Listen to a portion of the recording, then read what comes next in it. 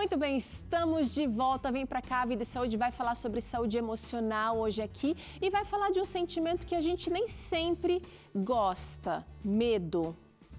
Você se considera aí uma pessoa medrosa? Conta pra mim.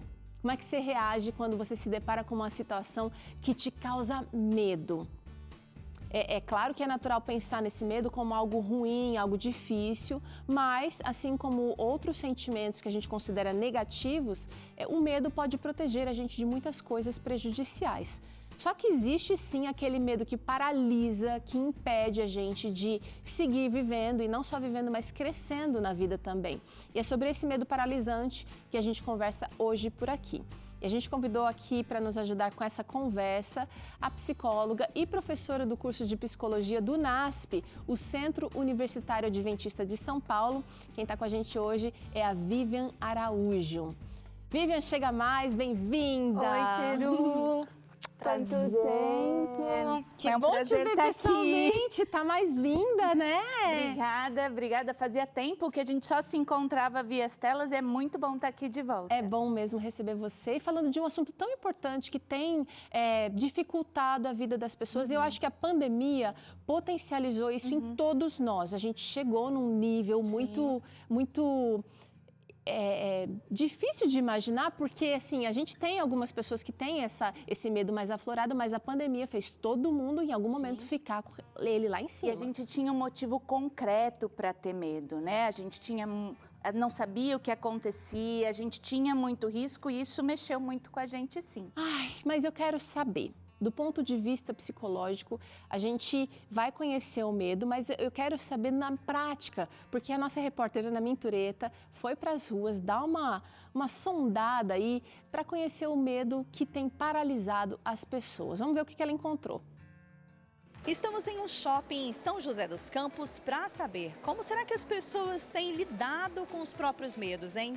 E será que tem uma receitinha para ajudar a controlar esse sentimento? Vamos descobrir agora. Você se considera uma pessoa medrosa ou não? Sim, muito. Não, de forma alguma. Nenhum medinho? Você nunca tem nenhum tipo de medo? Não, acho que nunca tive, não. Tem algum motivo que te deixa com medo? Tem. Falar em público. Falar em público? Falar em público. Isso. E tá falando na televisão? Tô falando, mas o coração tá aqui, palpitando. E qual que é o seu maior medo, assim? Meu maior medo é o meu futuro. Acho que é perder minha família. Tenho medo até de atravessar a rua, imagino que eu tô tropicando já, caindo, então tenho medo de tudo. Qual que é o seu maior medo? Hoje seria relacionado à minha filha mesmo. Alguma perda, até mesmo aconteceu alguma coisa comigo e eu não consegui mais dar o suporte para ela. Tem algum medo que te paralisa? Conta aí. Ah, depende do medo. Eu tenho muito medo de aranha. Eu fico travado mesmo. Eu tenho medo. Isso te paralisa?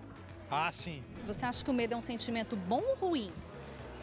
Às vezes é bom, só que às vezes é ruim, porque impede você de progredir ou fazer algo importante lá na frente. Tem medos que às vezes ajuda para você evitar situações, mas tem medo que às vezes paralisam a gente de viver algo que é pra gente viver. Parece que é nosso pior inimigo, mas uma hora a gente vai ter que lidar com isso e a gente aprende muitas coisas com isso. Eu acredito que seja positivo, porque você pode trabalhar em cima disso para melhorar alguma coisa, né? O que você faz para controlar os medos? Eu acho que eu tento gerenciar meu pensamento, tentar pensar coisas boas. Eu tento reverter aquele pensamento ruim que me bate às vezes. Que eu só tento parar, falar que vai ficar tudo bem e seguir minha vida. Terapia ajuda bastante. A maior forma de controlar o medo é a gente confiar em Deus. Se a gente tiver um guia seguro que é Deus, a gente controla qualquer tipo de ansiedade ou medo. Várias respostas aqui interessantes, mas eu quero saber da nossa especialista. Segundo a psicologia, o que é o medo? Então, o medo é uma emoção comum dentro do ser humano. É uma emoção que, inclusive, protege, como você tinha dito no começo, e alguns dos nossos entrevistados também disseram, de situações que podem colocar a gente em risco. Mas a gente tem uma situação em que ele pode ser exacerbado. E aí a gente já pode até chamar de uma fobia. E aí ela é paralisante, aí ela é uma situação que impede a gente de continuar ou de resolver as questões que estão ali na frente da gente. O medo, em alguns momentos da nossa vida, parece que ele fica entranhado com a ansiedade, com a depressão também, o medo de sofrer o mesmo trauma, passar pelo mesmo problema de novo. Então, o medo, ele meio que, ele está presente na nossa vida, ele pode ser seguro, mas quando é que ele sai da normalidade? Geralmente a gente tem essa média quando ele começa a impedir a gente de fazer alguma coisa. Mas assim, tem coisas que a gente consegue perceber que está sendo impedido ali. E tem coisas que são muito mais sutis, que a gente não percebe que poderia estar, de repente, recebendo um salário melhor, num emprego diferente, porque a gente está acomodado ali com aquele nosso emprego já de anos. Sim. Esse medo, inclusive, da gente mudar, a ter situações novas, né, enfrentar situações novas, é um medo muito comum. A gente tende a querer ficar ali dentro do confortável e não se colocar em situação de risco. E isso pode, muitas vezes, paralisar, até não numa situação de risco, mas numa situação que impede a gente de melhorar, por exemplo. Mas existem, então, tipos de medo, será? Existem e a gente tem essa diferença daquilo que, às vezes, a gente precisa diferenciar. Medo de algo que é concreto. Então, quando a gente estava na pandemia, o medo de morrer era um medo concreto. O medo de perder alguém da nossa família era um medo concreto. E aí, desse medo, a gente não consegue escapar. A gente vai precisar lidar com ele. Essa é uma situação. Mas aí a gente, às vezes, tem medos ou algumas fobias que não tem muitas explicações lógicas para isso. A gente teve um dos entrevistados que falou de medo de aranha a ponto de paralisar. Mas se a gente vê o tamanho dele e o tamanho de uma aranha, a gente logicamente não consegue ver uma relação a ponto de ter esse tipo de paralisação. Mas pode acontecer com muitas pessoas. Pode. E olha, o seu medo, ele pode ser insignificante para outras pessoas, mas para você ele é importante. Agora, a gente não é banalizando ou tentando assim ficar frio com relação a esse medo que a gente vai estar resolvendo. Eu posso estar jogando a sujeira para baixo do tapete. Sim. Esse é um princípio básico para todas as emoções, mas inclusive para o medo. A gente não pode fugir delas. A gente precisa perceber. Medo de avião. Então, eu preciso primeiro admitir que eu tenho medo de avião. Porque às vezes a gente não consegue nem admitir. Nessa sociedade que a gente vive, onde todo mundo dá conta de fazer tudo, onde a gente é muito, como um dos outros entrevistados ali, que diz que não tem medo de nada. A gente vive numa sociedade que cobra isso. E admitir o medo, que é de avião, ou de aranha, ou de alguma outra coisa, é admitir uma vulnerabilidade. E muitas pessoas têm essa dificuldade. Então, o primeiro passo para a gente dar conta disso é admitir. Tá. Agora, eu queria que você falasse um pouquinho sobre a relação entre ansiedade e medo. Eu trouxe aqui essa questão, mas o medo está muito atrelado à ansiedade. É o medo de não passar no exame, é o medo de não ir bem na prova, é o medo de não ser chamado para efetivação na hora de assinar a carteira de trabalho ali definitivo, medo de não ser aprovado num visto para uma viagem. A gente tem medo muito forte relacionado à ansiedade. De forma geral, a gente pode entender o medo como a emoção que a gente sente e a ansiedade como a reação que a gente tem a ele.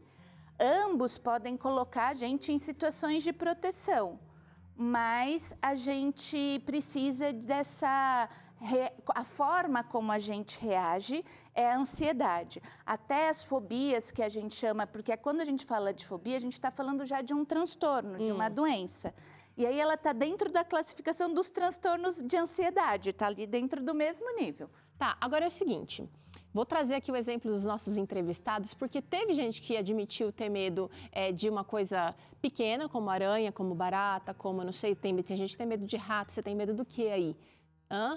E teve gente que admitiu não ter medo de nada. Eu acredito que tem pessoas que são mais com menos medo. Pessoas mais, não que sejam valentes, mas que sejam pessoas mais resistentes ou mais fortalecidas. O que faz uma pessoa ser mais medrosa do que a outra? Então, no geral, tem a ver com as experiências que a gente já teve, né? A gente tem os nossos medos. Eu morro de medo de agulha. Eu dou vexame, quando eu era criança, eu dava vexame em hospital, essas coisas todas.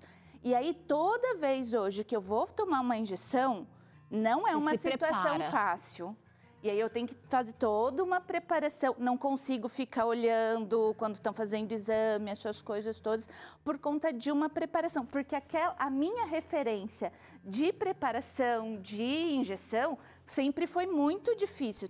Então, as experiências que a gente teve, dependendo da situação, podem deixar a gente mais vulneráveis a algumas situações de medo, mesmo sem razão nenhuma, porque hoje injeção é uma injeção.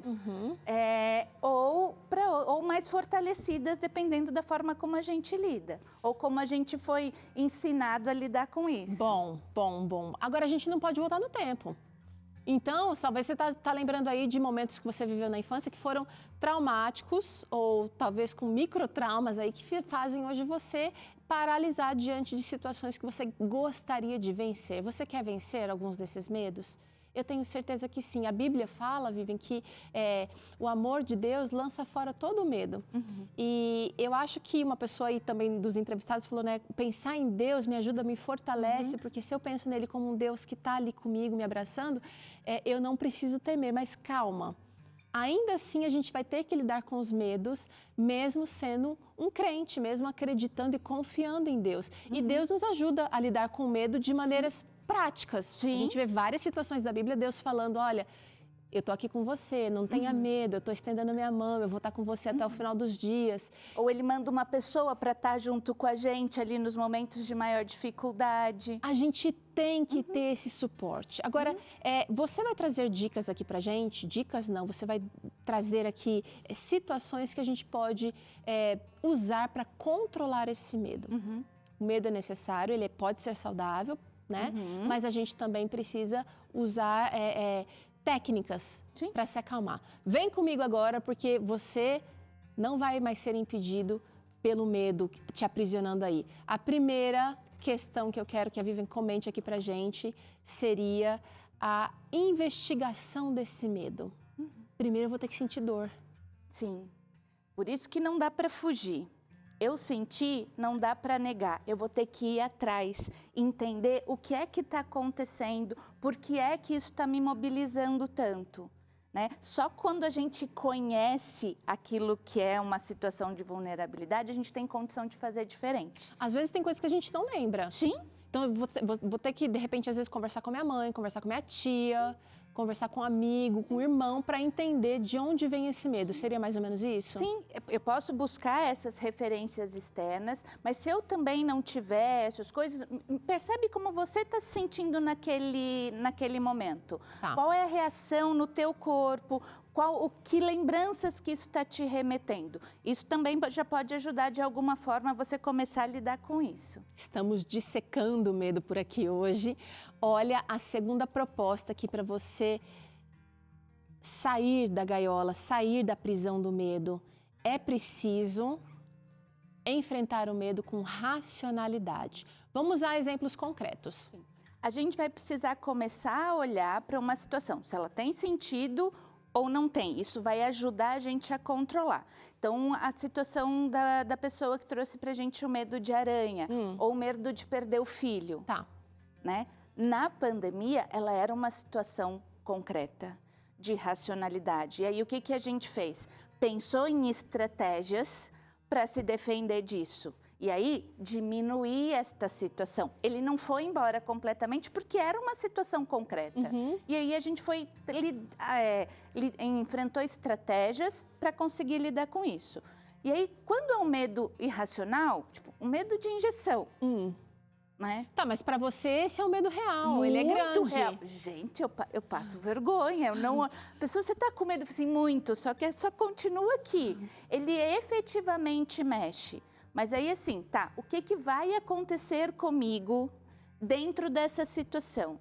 Tá, eu vou passando todo esse processo. Nessas horas vale muito ter um amigo, alguém, cônjuge, um irmão, alguém que você confia que não vai te ridicularizar para você ter esse tipo de conversa. Porque às vezes a gente não consegue ter essa conversa honesta só com a gente. Sim. E a gente precisa dessas pessoas nas nossas relações de conseguir construir relações como essa, onde a gente consegue falar daquilo que nos torna vulnerável e que a gente também consiga escutar. Porque às vezes quando a gente escuta do outro, a gente entra em contato com os nossos. E aí a gente fala, não, vai ficar tudo bem. O gato fica todo arrepiado. Exatamente. E aí a gente pode falar, não, peraí.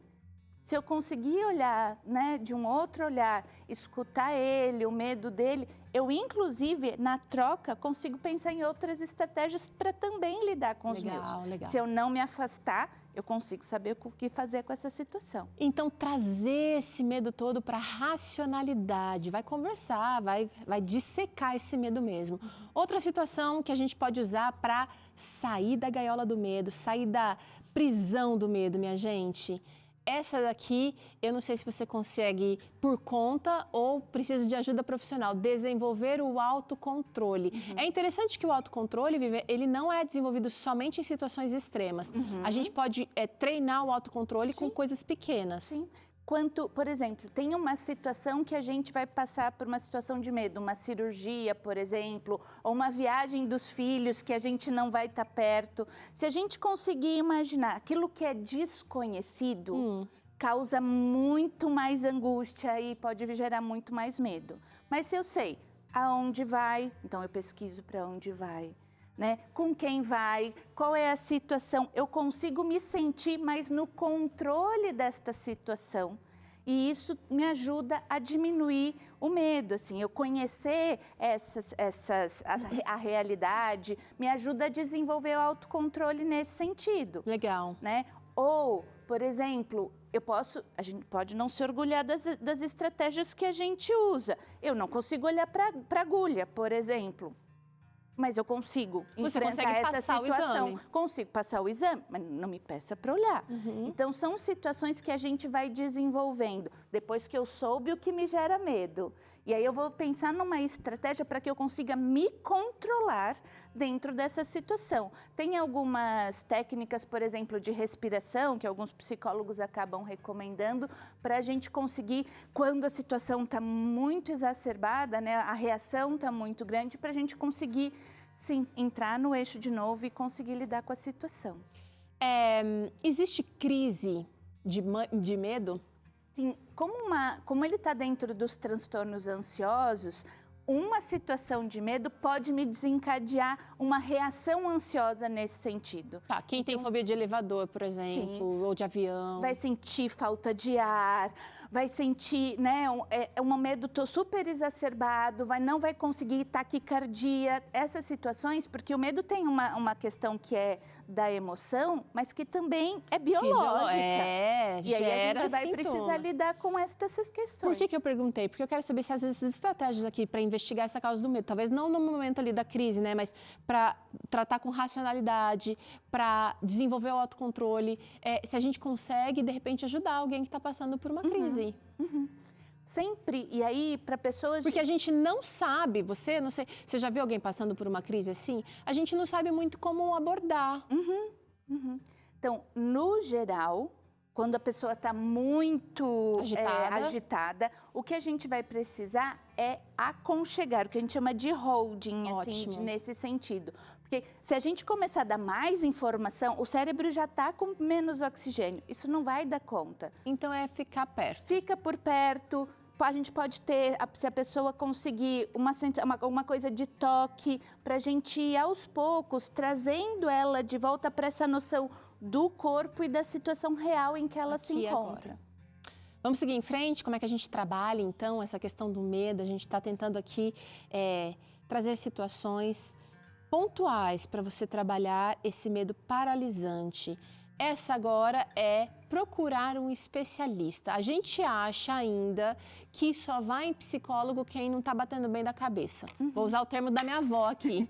Não está batendo bem da cabeça, aí vai para o psicólogo. Não é assim. A gente não precisa esperar a coisa ficar difícil. Não. Né? Sempre que a gente está com alguma dificuldade, e ela não precisa chegar no nível de ser paralisante, de não deixar a gente dar conta das nossas atividades diárias, A ajuda de uma pessoa pode ser fundamental, de um especialista, né? E aí a gente pode lidar com duas possibilidades. Tem algumas pessoas, quando o medo é muito exacerbado, que talvez precise de uma medicação. Sim. E aí a gente vai procurar um médico psiquiatra para lidar com essas questões. Porque, por exemplo, uma avó que nasce o neto em outro país e ela não consegue entrar no avião, ela vai deixar de viver essa experiência? Essa pode ser uma possibilidade dela de ser orientada por um especialista, às vezes de tomar uma medicação pontual para dar conta dessa situação, para conseguir viver uma experiência que é fundamental na vida das pessoas. Né? E a gente também deve procurar um psicólogo para a gente talvez entender as causas ali, para a gente investigar melhor o que é que está acontecendo e também para a gente pensar em outras estratégias que as pessoas que estão perto da gente não estão conseguindo enxergar nesse momento. Muito bem. Procurar um especialista, eu acho que talvez seja uma dica mais valiosa aqui que a gente está trazendo hoje, porque a gente não dá conta de fazer tudo sozinho. Agora, analise. Essa eu gostei, porque você traz, é uma estratégia até para trazer o medo para o racional, né? Analise se esse medo é real. Trazer ele para a racionalidade é fazer essa pergunta. Sim. É real? Qual é a porcentagem de chance de eu realmente estar atravessando a rua, tropeçar e ser atropelado, né? Sim, e aí a gente vai conseguindo se organizar, desenvolver o autocontrole a partir dessa situação. Mas aí uma situação que acho que vale a gente frisar. Ele sendo um medo de uma situação real e possível ou não, a emoção e a reação é real. Então, a gente ter essa noção racional do que acontece ajuda a gente a se organizar. Mas as emoções, elas são reais, a gente sente efetivamente essa situação como muito perigosa. E aí a gente precisa, para as pessoas que estão perto e para as pessoas que estão sentindo, olhar para essa reação como não uma frescura ou como uma coisa que não importa, porque isso efetivamente importa. Agora você tocou num ponto interessante, porque as crianças também sofrem com medo. Nós temos crianças mais enclausuradas também, por conta da pandemia, ficaram mais em casa, estão mais fechadas, tiveram menos tempo com as pessoas sem máscara. Aliás, as crianças da pandemia nasceram conhecendo pessoas com máscaras. Essas estratégias não vão ser tão possíveis para as crianças. As crianças precisam do lúdico. Como é que a gente trabalha isso com eles? Então, o princípio básico é entender como medo real, porque às vezes a gente fica, não... Para de frescura, porque foi isso que me fez te perguntar isso. Ah, medo fantasma não existe. Sabe aquelas situações? Então, a gente vai precisar partir do pressuposto que aquilo, para ela, naquele momento, existe. É um bicho-papão mesmo. É o bicho-papão mesmo, por mais absurdo que seja. E aí, a gente vai, a partir desse processo, acolher esse medo. E aí, pedir para ela explicar o que esse bicho-papão faria, o que esse fantasma ou esse animal faria. Como é que aconteceria? E aí a gente vai tentando trazer ela para essa situação, que ela por si só não vai dar conta de se organizar. Mas aí aos poucos a gente vai lhe dando condição para ela desenvolver essas situações. Olha, muito legal essa conversa, poderia continuar aqui por mais um tempão. Eu só queria que a Vivian fechasse contando pra gente se existe melhora, se existe uma esperança no fim do túnel. As pessoas melhoram? Melhoram. Do medo exagerado? Sim, sim. Essa situação de medo paralisante impacta muito a vida das pessoas.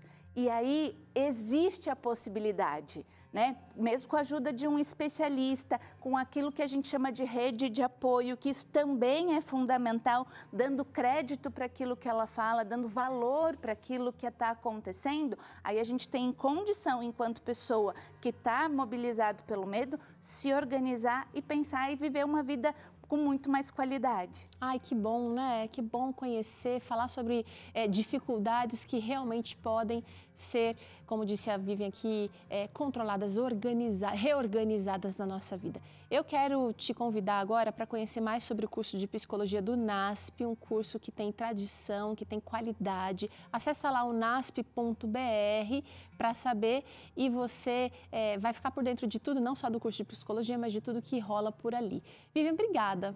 É um Mais uma prazer vez. estar aqui sempre para a gente poder conversar e desmistificar alguns assuntos que fazem parte da nossa vida e que impactam tanto nela. É sempre um prazer. Com certeza.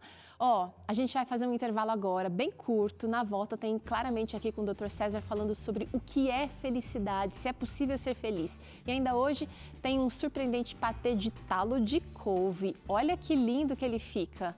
Vai se animando por aí que eu te ensino já já.